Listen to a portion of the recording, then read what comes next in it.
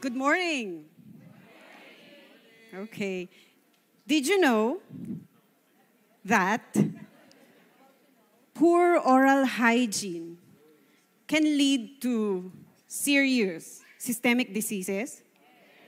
Oh, tuwang-tuwa kayo.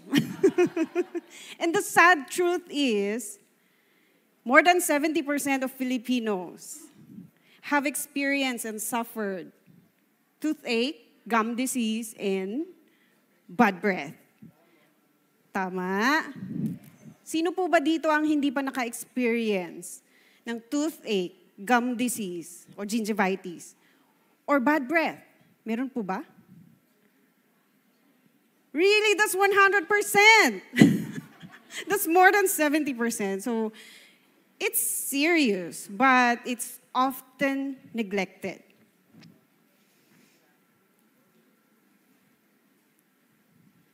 Before I continue, I am Dr. Cherry Dulno Litawin. For those who know, I am Dr. Cherry Litawin. I am a licensed dentist for 17 years. 10 years I spent in the government. And from 2018 to present, I practice my own private clinic in my hometown, La Trinidad, Benguet. And I am also an 8-year-old Atomian, and I'm the center head of Alpha Center, La Trinidad, Benguet. Yes, so with that introduction a while ago, what if I told you that when you improve on your oral hygiene, you can prevent those serious diseases from happening and from worsening? Yes, marami pong tumatango. Kasi po, maraming guilty. Alright? So today, I would like to discuss to you the very products why I joined Atomy in 2016. And these products is very closely related to my profession. These products of Atomy, I believe, can, when used properly, can improve our quality of life. Do you agree? Yes. It's the same as true with the medical doctors who presented in the past Success Academies. I, for one, stand here and can attest that the Atomy products can improve our quality of life. So let's start with the very basic product, which is, for me, this is the gold standard toothbrush because of its gold-infused bristles. All right? As you can see, it is made of very fine, very soft, but sturdy bristles in such a way na natatanggal po niya yung air, yung mga tinga, those food impacted in between those teeth that are hard to reach by your usual toothbrush in the past. But only Atomy was able to do that as per my personal experience.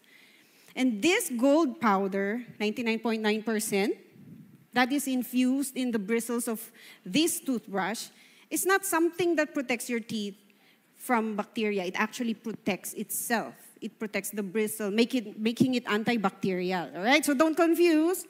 Para kahit saan nyo siya ilagay, kung paano pong nakasanayan ninyo, ay hindi siya madaling kapitan at hindi magkaroon ng growth ng bacteria na siya pang maidadagdag sa already marami ng overpopulated na bacteria na ating bunganga. Alright? And it even has this this clear handle na napakadaling linisan. You just wipe it off after you brush. It's not going to induce the growth of molds, di ba? If you live in a place like sa amin sa bundok, madalas po kami magkaroon ng molds, no? Kahit saan, pati sa handle ng toothbrushes, pati yung, most especially the one made of rubber. So I ditch all of that. And then it has this round-ended head. As you know, whenever you try to reach the corner, the back part of your teeth, of your mouth, di ba bumabangga? If you've ever tried the square-ended toothbrush, ours is rounded in such a way na pwede niyang linisan yung area na yun without hurting that particular part. Alright? Yes. Pinapalakpakan po yan. And one thing I like about Atomy is it gave us these 3 different sizes that can fit different age groups.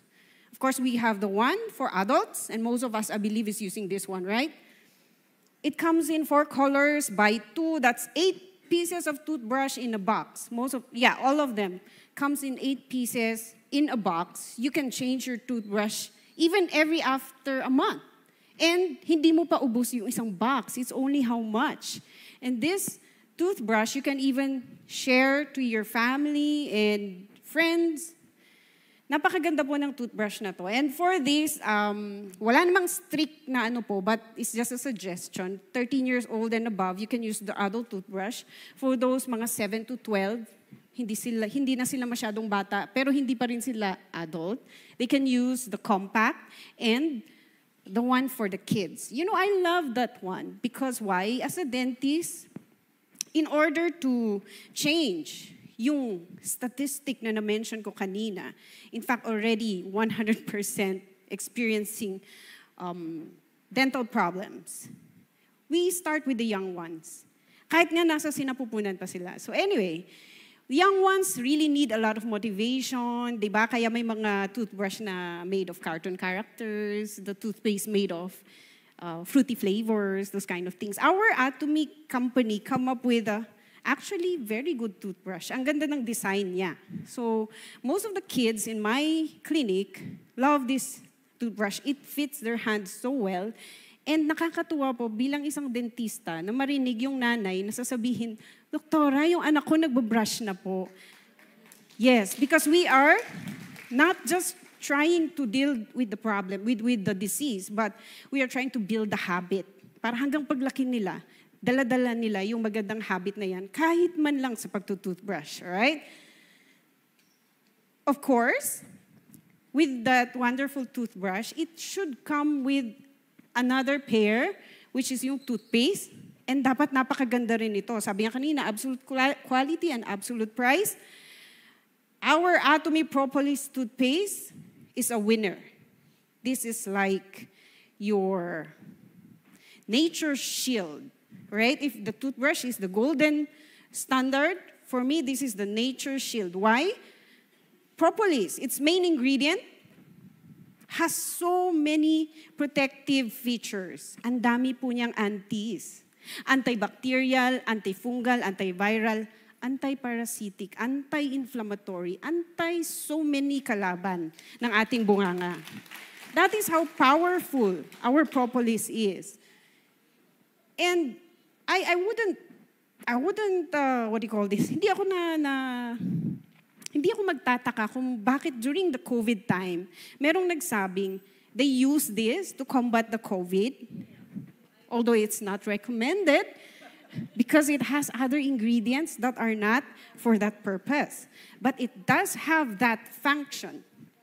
Right? So let's not abuse yung limit also ng ating products. And it's not just the propolis that's very good in this toothpaste. It also comes with green tea extract. It has a similar effect. So, hindi na sapat yung isang product. Dagdagan pa natin ng isa pang product na kahit may similar effect, but when combined together, they can have a better result. So, ang galing, no? Green tea extract, aside from its antioxidant, anti-inflammatory, antibacterial as well, it helps in deodorizing. It helps in combating the bad breath. But alone, it may not be able to do so much. And of course, the sodium fluoride. I don't know about your belief, but sodium fluoride, we cannot do away with sodium fluoride. It's the natural occurring compound, substance, that can actually harden yung structures ng ating enamel. Did you know that the hardest part of the body is found in your teeth? And it's called the enamel.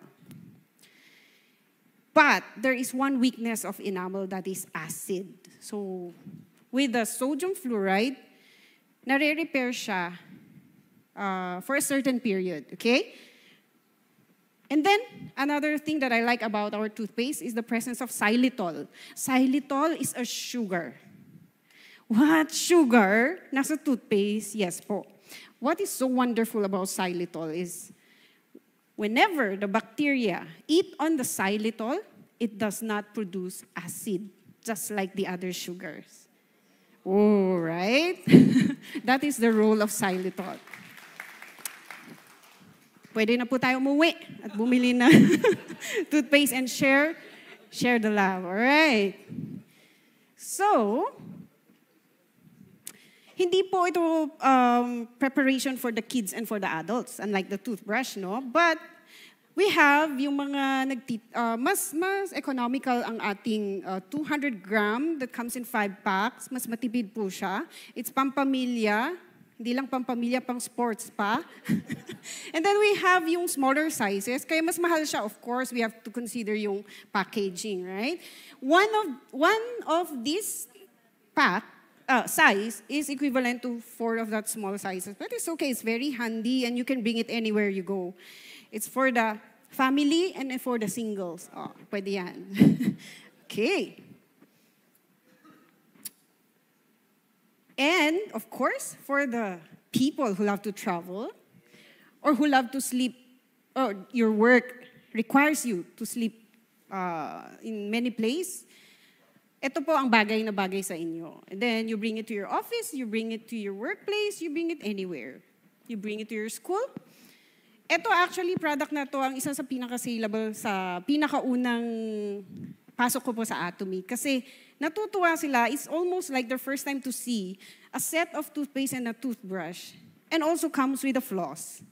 No, that floss, yung maliit po na yon, is very good for those, especially mga naka-braces. Kasi for most of us, hindi naman siya kakasya talaga. It's an interdental toothbrush. You can wash it, rinse it, and put it back to the case. It's also bendable. And parang free niya yan. So, tuwang-tuwa yung mga patient ko na may braces for this. Okay? Now, the toothpaste and the toothbrush alone are actually very good na, right? But I would like to add to my presentation today the supplements that can actually support our oral health. Would you like to know? Okay, let's go. All right. So first, we have the vitamin C. Alam nyo na po yan. But let me share to you kung anong function niya sa ating oral health. Anong role niya, right? Well, number 1, our vitamin C has this very pleasant taste. Na yung mga batang napakahirap bigyan ng vitamins, you give this one, magiging keep out of reach of children. Why?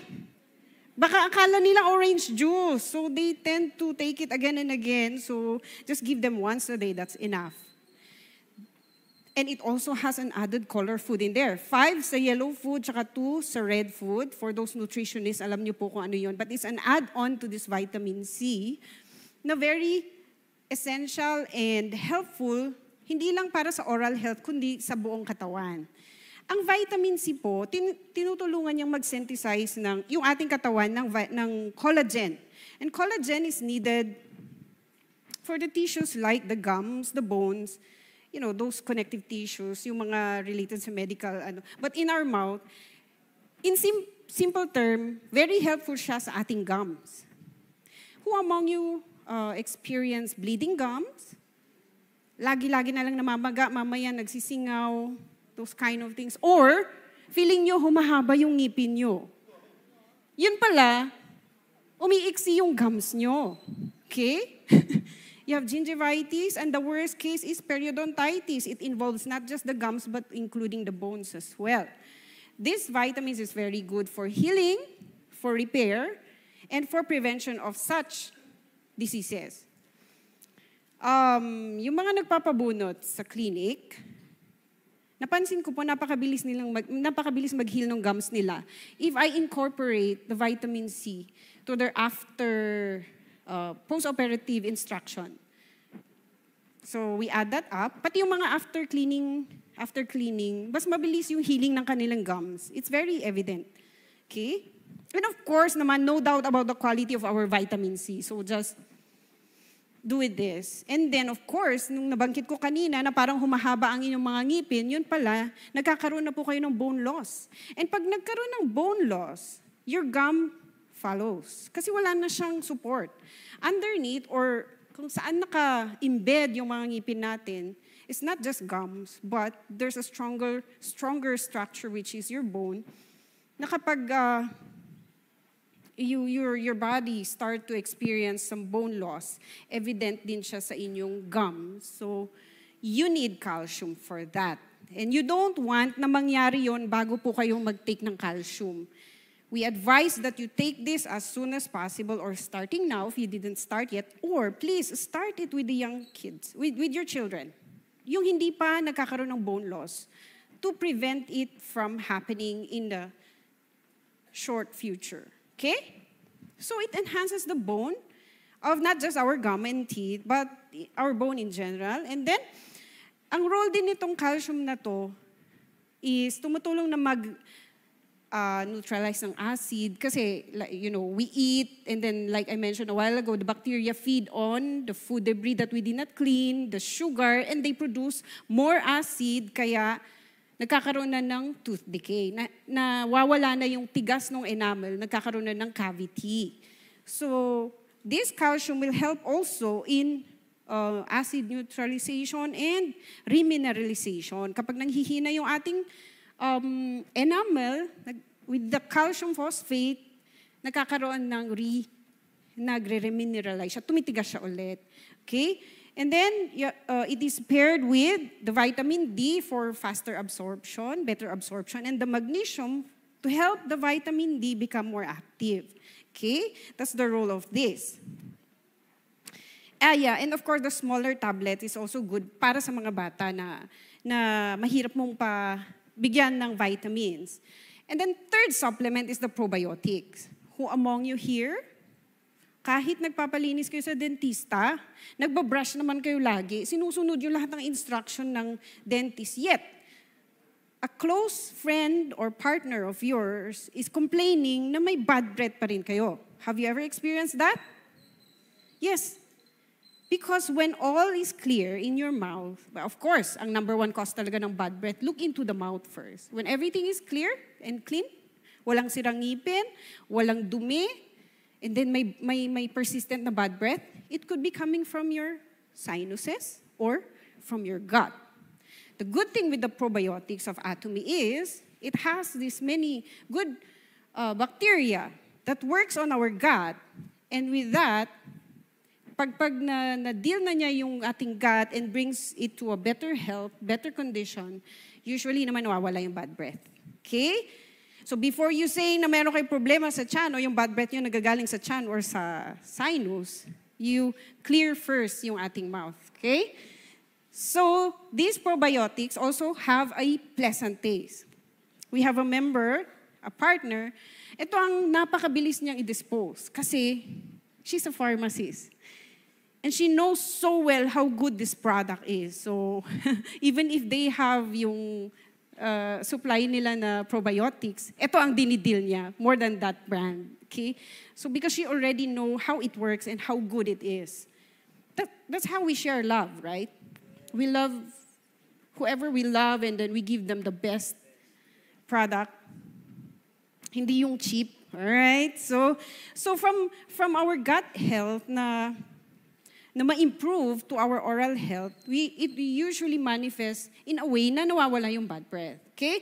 The bad breath pag gutom ka, bad breath pag kagising mo, I say, those are normal. Kung nawawala din lang naman siya when you eat. Alright? So with the probiotics, it balances the oral microbiome. Hindi nagkakaroon ng overpopulation, hindi dumadami yung bad bacteria, dapat may balance pa rin talaga. Kasi kung dumadami yung bad bacteria, doon nagkakaroon ng disease, doon nagkakaroon ng infection. So, this probiotics is very good if you have this problem, persistent problem with bad breath, alright? So, pro tips. Gusto niyo po ba malaman? We have the 2x2x2 rule, and okay, I will go through them one by one. Oral prophylaxis po. 2025 na, nakapag-visit na po ba kayo sa inyong dentista? Yes, thank you for your understanding. Ang konti ng nag-yes. In a year, you should visit your dentist at least twice a year. I'm promoting my colleagues. Hindi para magkaroon sila ng pera, but why I'm telling this to you? So you can win them. Inuna ko na yun. So you can win them. Visit your dentist, your relative, whoever it is, and have your teeth checked. Please, it's very important. Kahit gaano kaganda ang ating toothbrush, gaano ka-effective ang ating toothpaste, if you have that existing problem, that calcular deposit. Ano po bang calcular deposit? Yung po matitigas. Usually you find them behind itong lower at saka dito na part ng yung ngipin. So we start with a clean slate this 2025. Bago natin i-promote ang ating oral care line, see to it na when we talk to our prospect or partners, whoever, maganda yung status ng ngipin natin, lalong-lalo na yung hangin na lumalabas sa ating bunganga para hindi po sila ma-offend. How can they believe that our toothpaste is very good? Right? Amen. Alright, so we start with a clean slate. Alamin ko marami pong guilty, but nothing is late, okay? So you can start now, you can start tomorrow, or when you go back to your hometown. And then, sino po dito ang may sasakyan? Di ba kayo po ginagastosan nyo yung preventive maintenance service? Kahit magkanong 1,000 yan. But the cleaning of your teeth, yun lang. Busy ako, wala akong time. Yan na po. So please visit your dentist. And then, as a dentist, and it has been my practice in my clinic, that after I clean my patient's teeth, I actually give them a toothpaste and a toothbrush. And when I check my record through the years, like from 2020, I asked my secretary, please make a, please take down note kung ilan nagpalinis nitong year na to. And then I observe, akala ko mawawalan ako ng pasyente dahil malinis na yung kanilang mga ngipin. No, they kept coming back. They kept coming back and they kept improving. That's the fact. As for my clinic, as for my own practice, I'm not making a lie. I just did not document. But anyway, this is not a case presentation kind of presentation. So hindi rin ako naglagay dyan ng mga actual pictures. Never mind. Kukwento ko na lang po. Kung matutulog kayo, that's up to you. So, nakakatuwa. And I'm parang ako naiiyak kasi nag-i-improve yung oral health ng aking pasyente. And I'm so glad. And I'm not afraid kung hindi siya babalik sa akin. I know babalik at babalik siya sa akin. Now, the way you're going to win your dentist is kayo po ang magbigay sa kanya ng toothpaste at saka toothbrush after nyong magpalinis. Right? Kung hindi pa siya atom yan, ha? I would love to see a lot of dentists here.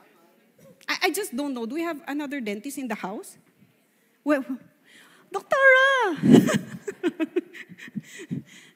Oh, tama po ba? All right, so I'll just continue. Thank you so much. Yes, you can win your dentist. You don't need to explain anything. Just say, ito pro tip to talaga. Sasabihin ko na, Doktora, yung tip. Doktora, thank you for cleaning my teeth. I have this very good toothpaste and toothbrush, and I'm giving it to you, try nyo po. That's all. You don't need to explain. Ang propolis ay ganito, ganyan. Alam na po yan ni Doktor. So, just give. Right? And then you just wait. Doktora, na-try nyo na po ba yung toothpaste? That's follow-up. Okay? Pro tip talaga itong binibigay ko po sa inyo. Next. Twice a day. At least twice a day. You can do 3 times a day. But is it correct? You're doing it, but are you doing it right? When you wake up in the morning, who among you brush your teeth? Oh, very good. That's less than half. We start with a new habit at Tomians. When we wake up in the morning, we try to brush our teeth. Especially po pag may mga anak kayo. You start it in your home, you start in the family that you're building para makita rin po ng mga bata. Para ma-wash off yung napanis na laway overnight. Because while we sleep and the fact na hindi naman natin 100% nalinisan yan during the night, in fact, baka nag-midnight snack ka pa. Nag-overtime yung mga bacteria para kainin at mag-produce ng acid, sirain yung ngipin. Tapos magtataka tayo, no? So, let's do that. And then before bedtime. Before bedtime is very important. Sometimes with the busy schedule, please never ever forget to brush your teeth before bedtime. And after that, do not eat whatever. Do not drink any. Water lang is okay. Like I said, while we sleep, the bacteria works overnight and overtime. Mas masipag po sila kaysa sa mga atomians para sirain yung ating mga ngipin. Right? Yes. If you haven't done it at bustiso na kayo, pwede nyo pa rin gawin. But it's very important, please, to pass on this message sa mga anak nyo, tsaka sa mga apo ninyo. And I tell you, we can change the statistics. 2 minutes. You think you're brushing for 2 minutes? Or more? More? Depende. The truth is, a lot of us, para tayong kumakarera pag nagbabrush. Tapos very vigorous. Late na ako. Pero pag nagsi-cellphone, nako, 2 hours na. Hindi na malayan tapos ng 2 hours. But when you brush, it's so fast. Please don't do that. Get a timer, set your phone, or if you have any clock, try to observe, am I really brushing for 2 minutes? And I tell you, baka halfway 1 minute pa lang nangangalay na yung arms ninyo. Magpatingin na kayo kay doktora.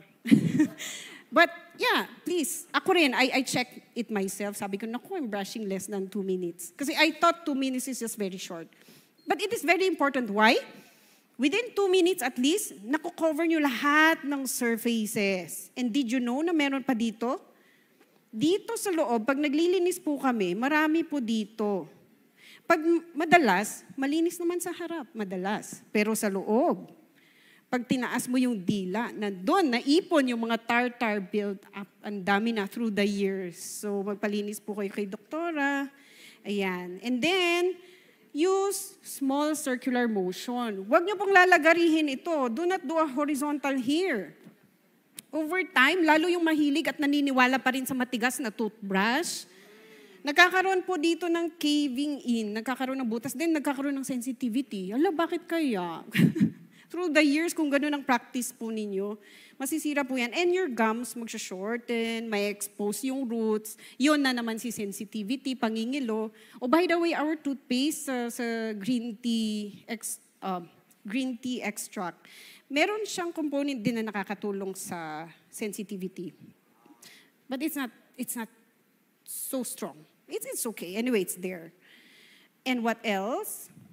Dito, please include your tongue. Marami pong naiipon dito ng mga food debris. Mamaya babaho na. Okay? So please, hindi lang po ngipin ang meron sa ating bunganga. And then, ito po. Did you know that 30 minutes, at least 30 minutes after meal, doon pa lang kayo dapat pwedeng mag-brush? Nagmamadali kasi ako eh. Oh, nagunguya pa lang kayo, andyan na yung toothbrush. Why? Please, give your mouth the time para mag-remineralize. Let the saliva do its job. God made our bodies so wonderful na merong mga ganitong features. Like I said, hindi naman kinakain ng bacteria ang ngipin. Kinakain niya yung mga food debris and sugar na nakastick dun sa tooth. Nagpuproduce siya ng acid at yun ang sumisira sa ngipin. The saliva has calcium phosphate that should be enough to remineralize pag na-attack ng acid yung ating tooth surfaces. So, also, it neutralizes acid. Give it time. Kung late ka na, meron naman tayong travel kit. Bring it to your work, dun ka na lang mag-toothbrush. Ang problema, pagdating mo sa work, kape. Kape agad, that's another acid. Okay? Like in the morning, what's the first thing you get? Is it your toothbrush or the coffee? Coffee, of course. Thank you for your honesty.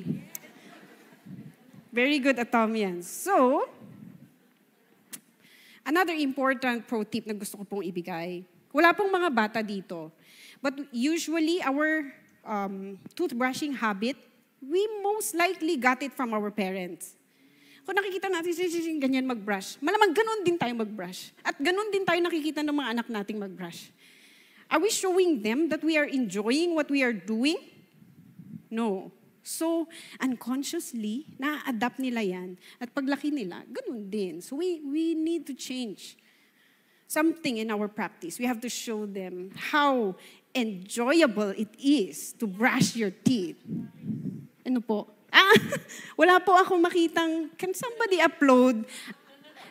That's true, ma'am. I was looking for a picture actually that can change this to the Atomy toothbrush. Anyway, I believe this is forgivable for you, Atomians. I already discussed the, so slow and gentle and careful, hindi nagmamadali, and then we duplicate that good habit, and with that, we improve our oral health. And when we improve our oral health, we prevent ourselves from having the systemic diseases or worsening the systemic diseases that we get from other things. Okay, so this is a gentle reminder. Bilang dentista po, dental treatment is not expensive. Hindi nga. Of course. If you go to the clinic na maganda ang ngipin nyo, wala namang problema yung ngipin ko. Ba't ako pupunta sa dentista? Di ba ganon? No. Please. Cleaning is just how much? And you do it only twice a year. Yung PV nyo nga, ginagastusan nyo eh. Si doktora nangongonsensya. Alam ko po yan. So, pagka may ganyan na, pwede pa po yung isave. Medyo mahal ng konti. Sure, it's okay. At least, it can go a long way. But pag ganyan na, mura lang naman ang bunot, doktora. It is. But you have to replace that. You have to replace the function. You have to replace the beauty. We have a lot of beauty products and it will be shared sa next na presentation. But please do not neglect when you smile. Ano yung sabi nila? The smile is the most beautiful makeup you wear? Something like that. So, never mind the veneers. You can have that as much as you want. But please, make your oral health healthy first, okay? So before you have those braces and other things, go back to the basic and use the Atomy products and share the proper way of using the Atomy toothpaste, toothbrush, supplements. Okay po ba tayo? Yes, thank you po. So, take care of you and your loved ones' oral health by choosing the Atomy way. Maraming salamat po sa pakikinig. This is Cherry Litawan.